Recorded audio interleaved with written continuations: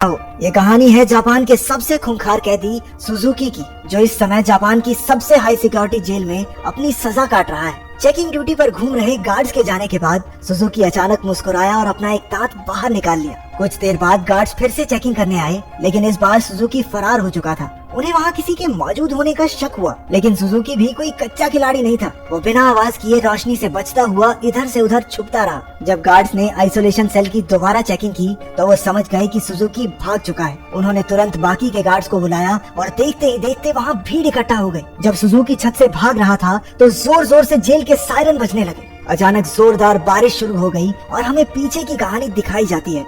12 साल पहले कुछ कैदियों को एक जेल में लाया गया था। उनमें से एक सुजुकी भी था, जो वहाँ 10 साल की सजा काटने आया था। क्योंकि वो कभी कुछ बोलता नहीं था तो सबने मान लिया कि वो शायद गूंगा है। उसकी छाती पर माउंट फीजी का उल्टा टैटू भी था। सुजुकी उस समय भी जेल से भागने के लिए मशहूर था और अब तक 3 बार ऐसा कर चुका था। इसके बाद सुजुकी को एक छोटे से कमरे में लाया गया जहाँ सिर्फ एक रोशनदान था।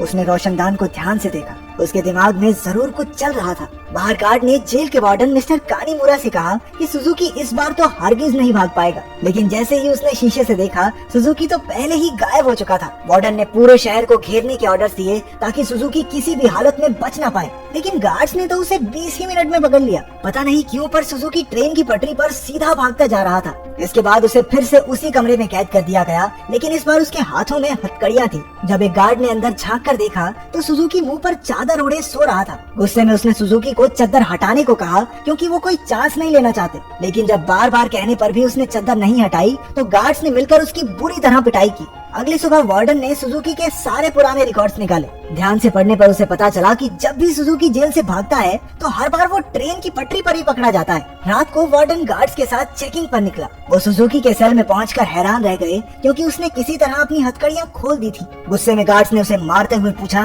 कैसे खोली हथकड़ियां? हाँ, कैसे खोली हथकड़ियां? लेकिन हमेशा की तरह सुजुकी चुप रहा। एक बार फिर से उसकी जमकर धुलाई हुई। एक दिन सुजुकी एक छोटी सी तार से खेल रहा था, जिसे किसी तरह छुपाकर वो जेल के अंदर ले आया था। सवाल ये उठता है कि वो इस तार को अंदर लाया कैसे? मुंह में छुपा के? ना, गू में छुपा के। इसी तार की मदद से वो अपनी हथकड़ियां खोलता था। कुछ दिन बाद वार्डन 1 हफ्ते की छुट्टी पर अपने घर चला गया। अब सुजुकी के पास भागने का बहुत अच्छा मौका था। उसने अपनी तार निकाली और ताला खोलने की कोशिश की। जल्द ही वहाँ एक गार्ड चेकिंग के लिए आ गया। उसने झांक कर देखा कि सुजुकी फिर से अपना मुंह ढककर सो रहा था, लेकिन इस बार गार्ड बिना कुछ कहे चला गया। लेकिन असलियत तो ये थी कि सुजुकी अंदर था ही नहीं। वो तो छिपकली बनकर छत से चिपका बैठा था। वो जेल से भागने के लिए सही मौके के इंतजार में था। गार्ड के जाने के बाद वो धीरे धीरे ऊपर तक पहुंच गया। उसने छत की एक खोखली जगह पर मुक्का मारा और वहाँ से भाग निकला। जब गार्ड्स को पता चला तो उन्होंने तुरंत सायरन बजा दिया। वार्डन को भी खबर पहुंचा दी गई और वो तुरंत जेल के लिए निकल गया। अगली सुबह पुलिस वाले सुजुकी को पकड़ने का प्लान बना रहे थे। तभी वार्डन भी वहाँ पहुँच गया। उसने कहा कि सारे प्लान छोड़कर सिर्फ एक टीम पास की ट्रेन की पटरियों पर भेज दो। ऑफिसर्स को भी लगा, अरे बुढ़ा हो गया वार्डन, दिमाग सटिया गया इसका। अरे वो पागल थोड़ी है, हर बार सेम जगह जाएगा। लेकिन जब वार्डन ने उन्हें विश्वास दिलाया कि उसे 100% भरोसा है कि सुजुकी वहीं मिलेगा, तो उन्होंने उसकी बात पर भरोसा करके टीम भेज दी। और उसकी बात सच भी निकली। सुजुकी को एक बार फिर से ट्रेन की पटरियों पर पकड़ लिया गया। कि वार्डन की सूझबूझ की वजह से सुजुकी पकड़ा गया तो उसके काम से खुश होकर उसे प्रमोट कर दिया गया। अब वो एक बड़ा ऑफिसर बन चुका था, जो देश की सारी जेलों में जाकर कैदियों की हालत की चेकिंग करता था। उधर सुजुकी एक बार फिर से भाग निकला और फिर से पटरियों पर पकड़ा गया। हर साल उसे एक नई जेल में भेजा जाता, जिसमें और ज्यादा टाइट सिक्योरिटी होती, लेकिन वो हर जगह से बचकर निकल जाता था। इसी वजह से मीडिया ने उसे स्टार भगौड़े का खिताब दिया और वो पूरे देश में मशहूर हो गया। 12 साल बाद उसे सेंट्रल जेल में लाया गया। यहाँ वो कड़ी सिक्योरिटी में था, क्योंकि 10 गार्ड सिर्फ उसी पर निगरानी रखने के लिए खड़े थे। उसका कमरा भी पूरी तरह सीमेंट से बना था और दरवाजे पर कई ताले थे। ये वही आइसोलेशन सेल है जो हमने कहानी की शुरुआत में देखा था। गार्ड्स के जाने के बाद सुजुकी ने चारों ओर नजर दौड़ाई। वो एक बार फिर से भागने की तैयारी में था। एक गार्ड ने खाना लाकर उसके सेल में रखा, लेकिन उसके जाने से पहले ही सुजुकी ने उसे पकड़कर हथकड़ी लगा दी। गार्ड ने तुरंत सीटी बजा दी, जिससे कई और गार्ड्स वहाँ आ पहुँचे। उन्होंने मार मार कर उसकी बुरी हालत कर दी। होश आने पर सुजुकी ने दरवाजे से गार्ड्स को जाते देखा। उसके चेहरे से खून टपक कर लोहे की सलाखों पर गिर रहा था। अगली सुबह गार्ड्स ने उसकी हथकड़ियों पर कुछ और पेच कस दिए, ताकि इस बार वो उन्हें खोल ना पाए। जाने से पहले वो एक बार फिर से उसके शरीर की थोड़ी मेंटेनेंस करके गए। इसी तरह सुजुकी के दिन बीत रहे थे। वो जानबूझकर गार्ड से पंगे लेता, वो उसे मारते और फिर वो अपना खून लोहे की सलाखों पर टपकाता। एक दिन गार्ड्स ने उसे इतना मारा कि उसका दांत टूटकर गिर गया, लेकिन सुजुकी ने उसे उठा लिया और उसे देखकर अजीब तरीके से मुस्कुराने लगा। ऐसा लग रहा था जैसे ये सब उसके प्लान का ही हिस्सा है। इसके बाद सुजुकी दीवार पर अपने दांत से कुछ बनाने लगा। कुछ हफ्तों बाद सुजुकी ने एक और गार्ड पर हमला कर दिया। इस बार उसे सबसे खतरनाक सजा दी गई। उन्होंने उसे एक लंबी जंजीर से बांधकर ऊपर लटका दिया। 1 साल बीत गया और सुजुकी अभी भी सजा काट रहा था। उसकी हालत बहुत बुरी हो चुकी थी। शरीर सड़ने लगा था और उसके घावों पर कीड़े पड़ चुके थे। आखिरकार उस शाम गार्ड्स ने आकर उसकी जंजीरें खोल दी। पूरे 1 साल बाद उसे चैन की सांस आई थी। उधर पुराना वार्डन मिस्टर कानेमुरा वहाँ की जांच करने पहुँचा। उसने आइसोलेशन सेल में जाकर देखा कि सुजुकी की हालत बहुत खराब थी, लेकिन वो उसे नजरअंदाज करके वहाँ से चला गया। इसके बाद वही रात आई जहाँ से कहानी की शुरुआत हुई थी। जब बाहर बिजली कड़कने लगी तो सुजुकी ने अपने प्लान को अंजाम दिया। उसने अपना दांत निकाला और हथकड़ियों के पेच खोलने लगा। असल में सुजुकी दीवार पर दांत से कुछ बनाता नहीं था, बल्कि वो तो उसे घिस घिस कर तीखा कर रहा था ताकि उसके इस्तेमाल से पेंच खोल सके। हथकड़ियों से आजाद होकर उसने दरवाजे पर जाकर लोहे की सलाखों को धक्का देना शुरू किया। लगातार खून टपकने की वजह से सलाखों पर जंग लग चुका था।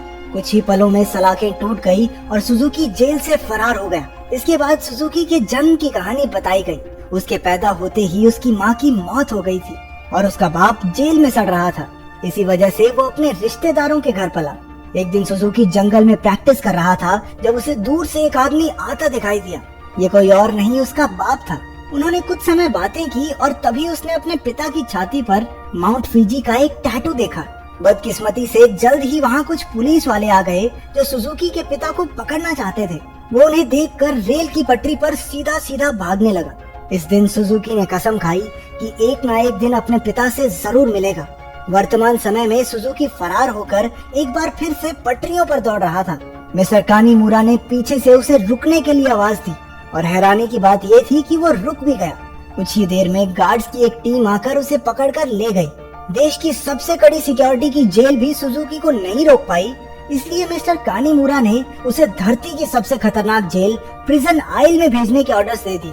प्रिजन आइल किसी मामूली जेल की तरह नहीं थी। वो समंदर के बीचों बीच बनी थी जहाँ लगातार तेज बहाव रहता था और सबसे जरूरी बात वहाँ ट्रेन की पटरी तो बिल्कुल नहीं थी और तो और समंदर शार्क से भरा हुआ था, इसलिए वहाँ से भागकर बच निकलना एकदम नामुमकिन था। जेल के अंदर के हालात भी इतने ही खतरनाक थे। पूरी जेल में चारों ओर हजारों गार्ड्स थे और अगर कोई कैदी भागने की कोशिश करता तो उसे देखते ही गोली मार देने के ऑर्डर्स थे। जब सुजुकी वहाँ पहुँचा तो उसे तुरंत उसके सेल में बंद कर दिया गया। वो कोई कमरा नहीं बल्कि कुछ रॉड्स थी जिन्हें सुजुकी के शरीर के आसपास ऐसे जोड़ दिया गया था जिससे भागना तो दूर वो हिलडुल भी ना सके। उधर कानीमुरा ने जेल की लाइब्रेरी में जाकर सुजुकी के बारे में जानकारी निकालनी शुरू कर दी। ढूंढने पर उसे कुछ पुरानी फाइल्स मिली जिन्हें वो पढ़ने लगा। उधर जेल में सुजुकी ध्यान लगाकर खड़ा था। हालांकि बाकी लोगों के लिए वहाँ से भागना नामुमकिन था, लेकिन सुजुकी के दिमाग में कुछ तो खिचड़ी पक रही थी। अचानक उसने अपने दोनों कंधों को डिसलोकेट कर लिया और उस छोटी सी जगह से सिकुड़कर धीरे धीरे बाहर निकलने लगा। एक कैदी ने उसे ऐसा करते देख लिया, लेकिन वो इतना नशे में भंट था कि कुछ बोल नहीं पाया। उधर कानीमुरा अभी भी अपनी रिसर्च कर रहा था कि जेल के सायरन बजने लगे। हालांकि परेशान होने की बजाय जेल का वार्डन खुश हो गया, क्योंकि वहाँ से बचकर निकलने का कोई रास्ता था ही नहीं। ऊपर से आज सारे गार्ड्स को एक कैदी को गोली मारने का मौका मिलेगा। मिस्टर कानीमुरा ने उसे समझाने की कोशिश की कि सुजुकी कोई आम कैदी नहीं है, लेकिन वार्डन ने उसकी बात को नजरअंदाज कर दिया। अगली सुबह कई गार्ड्स को बंदूकें देकर पूरे आइलैंड में फैला दिया गया। वार्डन अपने आदमियों को कुछ समझा रहा था कि वहाँ मिस्टर कानीमुरा आ गया। उसने वार्डन को बताया कि सुजुकी असल में अपने बाप को ढूंढने आया है जो इसी आइलैंड पर कैद है। ये सुनकर सब हक्के बक्के रह गए और तभी सुजुकी की असलियत का खुलासा हुआ। असल में अब तक जो भी हुआ वो सब सुजुकी के प्लान का एक हिस्सा था। वो बार बार जेल से भागकर जानबूझकर पकड़ा जाता था ताकि आखिरकार प्रिजन आइल तक पहुंच सके। उसका असली मकसद था अपने पिता को आजाद करवाना। आखिरकार सुजुकी अपने पिता से मिला और एक दूसरे को इतने साल बाद देखकर दोनों खूब रोए। बदकिस्मती से मिस्टर कानीमुरा वार्डन और बाकी के गार्ड्स के साथ वहीं आ रहा था, लेकिन उनके पहुंचने से पहले ही सुजुकी उस बूढ़े आदमी के साथ गायब हो गया। सुजुकी अपने पिता को आइलैंड के छोर तक ले आया। उसने पहले से ही वहाँ एक पैराग्लाइडर तैयार कर रखा था। दोनों पैराग्लाइडर पर चढ़े और दूर उड़ गए। दूसरी ओर मिस्टर कानीमुरा ने एक बूढ़े आदमी से बात करने की कोशिश की जो सुजुकी के पिता के साथ ही कैद था। तभी उसने माउंट फिजी का एक टैटू उस आदमी की छाती पर देखा, जिसका सीधा मतलब ये था कि इतने सालों की कड़ी मेहनत के बाद भी सुजुकी गलत आदमी को लेकर भाग गया। अब इससे बुरी किस्मत तो किसी की नहीं हो सकती। सब्सक्राइब किए बिना मत जाना।